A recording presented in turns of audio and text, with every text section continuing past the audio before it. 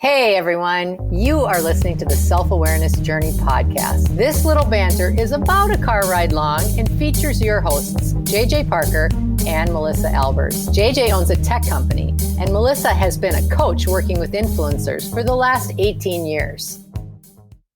JJ, a couple weeks ago, we were talking about self-care. Do you remember? Mm-hmm. And I feel like you're about to call me out. No, not necessarily. That's not exactly my intention. We had this really good conversation though a couple weeks ago about how self-care can really, if we're not practicing it, how we can get really sideways. Yep. And unfortunately, you happen to be like completely sideways in that moment. So it was a really good example for us to use. Right. I think when we recorded that episode, I was horizontal. You were. Yes, you were. Yeah. Face down in the dirt, practically. Yeah. And we said at the end of that podcast that it would be kind of an interesting idea to just check back and see what happened. You know, like just check in with each other about, because I wasn't really in that great of a space either. Remember, I was kind of having a tough time too. It's just that you were having a worse time, so it was easier to talk about that. Well, and so right after that episode, the next day, me and my two boys drove to Colorado from Minnesota. That's right. Right. Yep. 5 a.m. hopped in the car, boogied out of town. Right. With some loose intent of getting some R&R. Loose. I promised you and my wife and my coworker Amber at work that I would actually take a couple days off. Yes. I almost did that. Well, here's what I did. I took the days off, but then I made up all of that work I missed during the day at night. Okay, so, P.S. You did not mention that. So I technically did what everyone asked. I did not work explicitly during the day while the sun was up. Oh, you are so sneaky. So sneaky. Well, in reality, I did, there was a couple of things that I wanted to try to do while we were out there. Yeah. Obviously I was like, I wasn't just going out there for vacation. I mean, the kids are distance learning and we're going to work and school from there and snowboard. And I did take 2 whole days off where we just went riding, which was nice. But one of my intentions that I didn't actually get to was I wanted to work on this sort of like, what's my plan for the year? I wanted to just take some time and sit back and reflect like, okay, now that we're, still in the first part of the year, do my New Year's resolution-y kind of stuff. Yeah. Right? Yeah. But like really just sit down. Okay. Like take that time and, for your own personal planning, like for my personal planning, like what do I, want to have happen in this next year. And I had good intent of doing that, and it just didn't happen. I just was, I don't know, busy with other things and not putting that on the top of the list of things to do. The only other self-reflection of that thing was, even though, like, I did take a couple of days off, they weren't, like, mentally rejuvenating days. Like one day I took like an all day long snowboarding lesson, which was super fun, but physically exhausting. So it's like what I needed was to like sit quietly with nothing happening. Yeah. What I did instead was like completely occupy my time with like, extreme distraction or just more work. You know what I'm realizing in this exact moment is that as we talk about the global conversation of self-care, I'm realizing that there's really different levels of this. You know, like I think like you knew you were sideways because you were running with the throttle wide open. Like you were exhausted and you were not in a really happy spot. Like you, very seldom do you get crunchy, and you were pretty crunchy, very seldom, and you were a bit crunchy, right? So like that was your cue. It's really funny to me though how we set ourselves up, and it makes it almost worse because we know what will make us feel better. We talked about that before, how we know something's going to make us feel better, but it seems like too much work to do it. But it's interesting how much energy it takes from us, that mental haranguing that we're doing. I know I should just do this. I'm going to just do that instead. I mean, it's like we're having an argument with somebody outside of ourselves. Yeah. So yeah. I'm just curious. So how do you feel today versus just as we're bringing this up now, I'm sure the feelings of how you were feeling and as you described it had to have been coming up for you, in your description, but how would you compare yourself today to then? Well, I feel a lot better today. There's probably just like time passed. And, actually like the big thing that changed from a couple weeks ago to today is, and last week's episode was about it. I think it was last week, right? It was about this book project we were in, right? So what's interesting is like my need for self-care wasn't actually a eat better, sleep more, exercise more kind of self-care need, right? Right. A lot of times self-care seems like it should be like one of those 3 sort of physical things. Exactly. And that's what everybody always talks about when they say self-care. Everyone goes right to what you just said. Yeah, diet, I need to exercise more and then I'm going to feel so much better. But really what I needed was some mental self-care because that project was going sideways. So I was sideways. Me too. And it was weighing so heavily on me that I was wrapping myself around the axle. Yeah.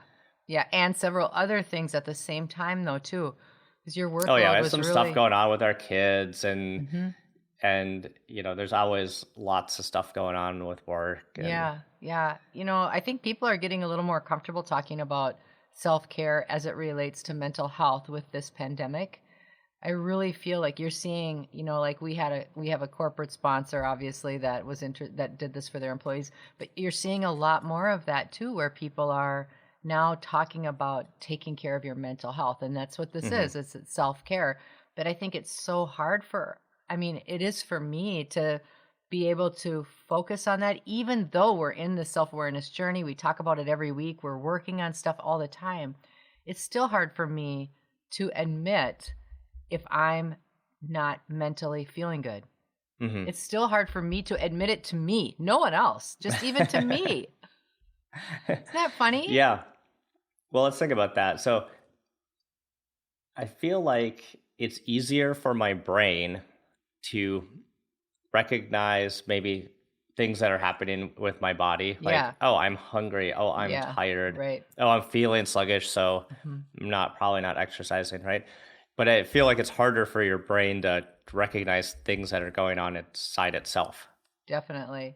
Well, I think because there's a certain amount of defensiveness or protectiveness that we put on ourselves against ourselves to, it's like you start to feel like kind of heavier and you don't feel great.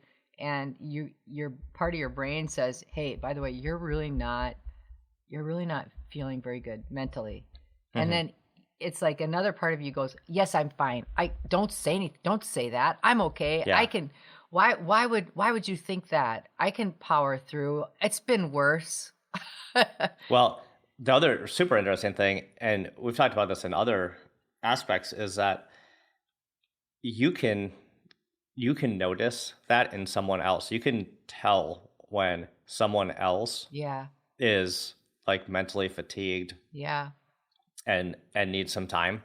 Yeah. But it's hard for them to recognize it in themselves. Yeah.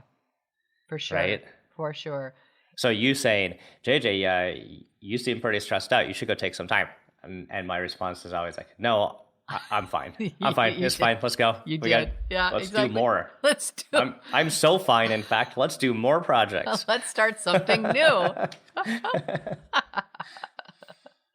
Yeah, but that is interesting. Like you can walk around and you're like, oh, that, you can, it's funny how you can tell the mental state of somebody often easier than they can tell it in themselves. Right. And hindsight is always 20/20. It's always easier to recap how you were feeling terrible after you feel terrible. It's so hard to talk about how you're feeling when you feel terrible. Let's talk about a couple of those things that can set you off along a bad mental path. Like what are those things that are beyond eat, sleep, and exercise? Because I think that's interesting to talk about. That because is obviously it's different for everybody. Yeah. But there's some commonalities in there too, though. Yeah, like for me, obviously, if I get into too many projects and I'm juggling too many things, that's not sustainable, and that usually unravels me after a while. Like I just can't maintain that amount of energy output and work output for that long. So certainly example. Like looking at what projects you're involved in, whether they're like work projects or side projects or home renovation projects, like whatever they are, right? Yeah. Do you know for me what a major one is? And I actually just had this realization this week. This week I had this realization. What really gets me sideways is if I don't have a good connection with someone on something. So like it could be a single conversation. So if I'm having, let's say I'm having a coaching conversation and I can sense how the person is feeling and what they're doing, and I can feel that disconnect, but I'm not able to connect with that person, or they don't want to hear what I have to say, or my energy gets like, they just really need to be able to hear this. I can see exactly where they are, but they don't want that because they're not ready. So like anytime that there's an interaction that's not a super cohesive and connected interaction, I feel badly about that. And it could be in professional, it could be at home, in my home relationships. It sticks with me way longer than I think it sticks with most people. Oh, that's interesting. Yeah. And then I'm so used to saying, oh no, it's fine. Yep. You're going, everybody has their, you have all these things that you say because it's really important for me that people that are around me feel good. That's really important to me. So I will, and I maybe get growing up. So you almost like take that on, right? Yes. Like if that's not working, you'll take that on as your my responsibility problem. Or your problem and bring it with you. Yeah. And I think that that's always been something that I've done, but I think as I've gotten older and as I'm learning more about myself, less and less does that happen. But every once in a while, if I'm energetically tired or I'm not paying attention, I can pick up on something and then it sits there. So I'll have several exchanges after, like I'll go, have lunch and then I'll run to Target and I'll do all these things. But somewhere inside, I just keep feeling this sort of little ickiness. That's the best way to describe it. And then if something at Target, if somebody cuts me off or takes the last paper towel roll, the last straw, then it's like, you SOB, like, because that little sticky, icky feeling is still in there and it doesn't take much to add to it. Well, I'm definitely going to not come across you in a Target. If they're low on paper towel. But, so people, right? Like people can, our connection with people. Yeah. Or maybe just some people irritate us, right? And if we have to deal with them all the time, like maybe we've got a coworker that we just really don't jive with. Yeah. Right. Right. And that could definitely cause that kind of stress over a long period of time. The other thing I think is interesting is most of what we're talking about is like something that, ends up building up over time. Right? Did you notice that? Totally. Yeah, it's totally is that that. it feels like the self-care, and we just get to like a tipping point, but it happens over a period of time. Yeah, it's so true. unlike a trigger, it's like a long drawn out trigger. It is. Yeah, but it is because that's how it builds. And there is I always say, like, where in your body do you feel stress, or where in your body do you feel when something's doesn't feel right? And that's that piece right there. That's the self-care piece, is to really understand that feeling in your body. So like for me, if I don't have a good exchange, or I am tired and so I'm taking more on, feeling too dutiful or responsible, it sits like in my chest. It just feels heavy. And then every time I'm talking with someone else, even though I'm acting totally fine on the outside, I'm functioning absolutely fine, but I can feel that. And any little thing that's not favorable adds to it. So it just starts feeling heavier and heavier until pretty soon I start getting kind of crabby at myself. Like no one else may even notice on the outside, but these are just all the little processes inside that I'm well aware of, but just don't like to pay attention to. Yeah. The other one I wrote down is old habits. Oh, that's interesting. Right? Like things you're doing that just aren't serving you anymore, and you just kind of don't want to do anymore. Yeah. But they're habits, so you just keep doing them, and they just kind of like keep irritating you. Yeah. To the point where you're just kind of stressed out about it. I love that. And I never even thought about that. But a lot of times in my coaching conversations, people will start to build on their awareness, and they'll start changing certain ways that they're being. They'll change how they're doing things. And then ultimately, like any new skill, you fall backwards and do your old way. So that's exactly right. Like they go back to a habitual way of being or doing. And then you're exactly right. They get it's a lot of like, mad. oh, why I always do it this way. Why am I doing it this way still? I'm really working on this, and I'm trying to change, but it's it's not working. Right. And almost to the point where sometimes people don't even want to say it out loud because they're afraid they're going to just create it even more. Oh my gosh, I totally forgot about that. That's a really good one. Yeah. Yeah. Well, when we talked about habits a few pods back, like I think habits are fascinating. Yeah. They just really because the way they creep in and form, and you kind of don't really realize it, and then it's really hard to break them. Yeah. So kind of like on the breaking end of a habit, you have to be mindful of self-care, because you could get really negative and down on yourself about not being able to change a habit. Right. But the fact is they're hard to change. So yeah, totally. You shouldn't be so hard on yourself. The other thing too is like, I think when people are practicing or even thinking about the idea of self-care, everybody has their own dictionary of what self-care means. And what I think is a lot of people make it bigger than it needs to be. I think people make self-care like a major hurdle. Like, I need to stop doing all of these things. I need to start doing all of these things. And yet I think practicing self-care can be very subtle and very easy. As simple as saying, how is that feeling right now? Like, I have this heavy feeling, like I identified in my body where I feel that. It's like, my chest just feels heavy, and I just, something isn't feeling right. Practicing good self-care could simply be something like me saying, why is that feeling like that? Like, where did that start? How long has that been? And is there any way that I can just like process that to understand it a little more? And literally, like how I just explained it, it took 30 seconds. And that is practicing really, really good self-care. There's some things for me like that when I was younger I didn't realize, and was kind of like, I thought there was almost like something wrong with me with just being an introvert, right? Yeah. Yeah, you've talked about that over the years. My introvert self-care that I didn't learn until I was older was like, for instance, at work, if we go to a trade show and I need to be on all day talking with people, then we got to go out to dinner. Yeah. Then we got to go out to the bar after. That being on for me all day talking with people is super draining. Yeah.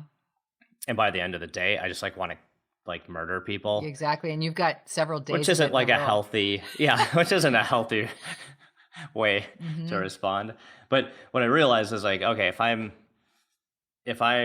going to be in that situation, I have to take a break between the trade show day and the dinner part, or else I am a colossal ass during the dinner part. Interesting. And then, Yeah. right. So like go back to my hotel room, sit by myself for like even 30 minutes, recharge, and then I can go out. Right. So there's just these little self-care habits that you can work into your day once you become aware of them. Right. And even my wife knows that if I had, for instance, like a strategic planning day at work, that when I come home, what I don't want to do is sit and chat with her about the day. Even, she knows like, Allie, you probably need to go do something by yourself for a little while, and then I can engage with you later. Which is super supportive of her. That she knows that I need that self-care habit. Right. I think that's a really good way to support people that we love, is recognizing what they need in their self-care. Yeah. And sometimes I know that she just needs to talk stuff out, right? And so I can just be a good listener like that. Right. And that's not easy when you're introverted either. It really isn't. But you know what though? It also takes a level of self-confidence. It takes a level of being secure in yourself to be able to help other people in their processes too. Yeah. Yep. The other thing that, and we're going to talk about this next week, is advocating for yourself, right? Advocating for your own self-care. Right. Yeah, exactly right. And again, we're talking about the subtleties of self-care emotionally, mentally, not the physical pieces. Yeah. It's advocating for yourself mentally. Yeah. And saying, hey, I've had a really long day. I just need a 20-minute break. Yeah. Right. Or whatever it is. And not feeling bad that you need it. Right. That's the other interesting thing about self-care that we should touch on, is like, sometimes it feels selfish. Yeah. Right. Yes. And we talked about this on the first one, right? Like, it feels selfish. And certainly like eating better and sleeping more, like you can work those things in, but some things like saying no to projects that you really want to do, or that you're expected to do, or interacting with people who you think you should interact with, and saying no to those things doesn't initially feel very good, right? No, feels like you're failing. Yeah. So you've got a juxtaposition, like, if I advocate for myself and I say no to things, I feel like I'm failing, but it's in the service of self-care to make me feel better. Yeah. I really like this conversation, because when we had the conversation about self-care earlier, it was because we were both experienced the lack of self-care, and emotionally we were not feeling good. I mean, we really weren't, and it was affecting everything. But I really like now that it's been 2 weeks or 3 weeks, I can't remember, 2 weeks, I think. And we're talking about the same topic, but it's really in a different way. To me, it's like now we're talking about, well, we're actually feeling pretty good right now. So what can we learn from what we just went through? You know, the proactive approach of self-care is such a valuable focus, especially when there's so many examples and so many reasons right now to not take care of yourself. There's so many reasons, external reasons, to put that to the wayside. So what do you think we can do to like stay in a healthy mental self-care like mode? How do we stay there? Or does it just go up and down? Do we just I love my experience is I just hit the wall about once a year. You know what? I'm reminded about self-care, and then I work on it for a little while. And then you think, oh yeah, that wall's there. Again. Oh, that wall is still there. I thought I took that down last time. For me, I talk about this a lot, but I do it all the time, is I notice what I call the big waves versus the scalloped waves. I got that analogy from my coach, Susan, years ago, and I love it so much. When you get really, really high, extremely happy, you're at the top of this huge tidal wave. and then ultimately equal and opposite reactions occur. You can just be down in the very bottom underneath the undertow, and there's just a big space between the top and the bottom. And I think that our goal is to just operate with more scalloped waves. When we sense we're starting to get, out of hand, like when we sense that we're starting to go down, be willing to care for yourself enough to even take your own emotional state. Like, what's happening here? I think because you're right, we're human beings. We're always going to have waves, always. And that's good. Like, we're living, right? We want to participate in our life and have waves. That's natural. But to be able to manage them in a way that they don't become so overwhelmingly big. Takes a lot less energy. We're a lot happier. We're a lot more content, and we can stay more centered. That's at least how I feel. Got it.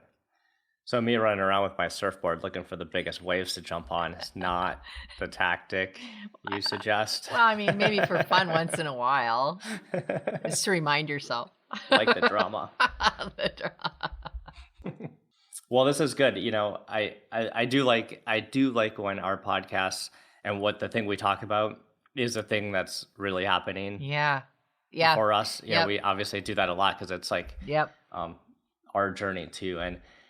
And boy, thinking back on the book project and how our self-awareness journey project got totally sideways, and it totally affected me, and it affected yours in my relationship, and all that stuff just swirling around. Yeah, and you're being super kind to leave me out of the mix. I was an absolute hot mess over that stupid book. So now that we're on the other side of that, and our energy is so different. Yesterday when we got together to work on video stuff, it was just like the sky had opened up or something. It's like blue sky had emerged from like storm clouds. It was just crazy. It was very fun. So don't underestimate those other things, those projects, those jobs, those relationships, all those things that really affect your mental state. And catch a wave, dude, but don't make it a huge one. We hope that you've enjoyed today's episode. Our mission is to help people become happier and more effective by gaining insight into their own thoughts and feelings. We'd love your support. First, share this podcast with anyone you think might enjoy it. Second, leave us a rating or review on your favorite podcast site. This helps others discover the podcast so we can reach more people. And third, sign up for our newsletter at theselfawarenessjourney.com. This will help us communicate better with you and build our community. Thank you so much for joining us in the Self-Awareness Journey. We'll see you next week.